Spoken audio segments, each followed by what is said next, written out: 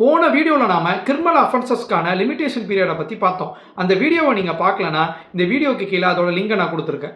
இந்த வீடியோவில் நாம் அந்த லிமிடேஷன் பீரியட் எப்போ ஸ்டார்ட் ஆகுங்கிறத பற்றி நம்ம பார்க்கலாம். Section 515 of BNSS 2023 commencement of limitation பீரியடை பற்றி தெளிவாக சொல்லியிருக்காங்க. ஒரு கிரிமினல் அஃபென்ஸ் நடக்கிறப்போ அந்த டேட் ஆஃப் அஃபென்ஸ்லேருந்து நீங்கள் கால்குலேட் பண்ணலாம். அப்படி இல்லைன்னா ஒரு கிரிமினல் அஃபென்சஸ் நடந்து அது உங்களுக்கு தெரியாத பட்சத்தில் அது உங்களுக்கு என்றைக்கு தெரிய வருதோ அந்த ஃபஸ்ட் டேட் ஆஃப் நாலேஜ்லேருந்து கால்குலேட் பண்ணலாம். அப்படி இல்லைன்னா ஒரு கிரிமினல் அஃபென்ஸ் நடந்து அது யார் பண்ணியிருக்காங்கன்னு உங்களுக்கு தெரியாத பட்சத்தில் அது என்றைக்கு உங்களுக்கு யார் பண்ணியிருக்காங்கன்னு தெரிய வருதோ அந்த ஃபஸ்ட் டேட்லேருந்து நீங்கள் கால்குலேட் பண்ணலாம். ஒரு கிரிமினல் அஃபென்சஸ்க்கான லிமிடேஷன் பீரியடை நீங்கள் கால்குலேட் பண்ணுறப்போ அந்த ஃபஸ்ட் டே ஆஃப் கம்ப்யூட்டிங் பீரியடை மட்டும் நீங்கள் எக்ஸ்க்ளூட் பண்ணிவிட்டு கால்குலேட் பண்ணணும். இந்த வீடியோட கண்டினியூஷனை நம்ம அடுத்த வீடியோவில் பார்க்கலாம். இந்த மாதிரியான லீகல் கண்டென்ட்டுக்கு மறக்காமல் நம்ம பேஜை ஃபாலோ பண்ணுங்கள்.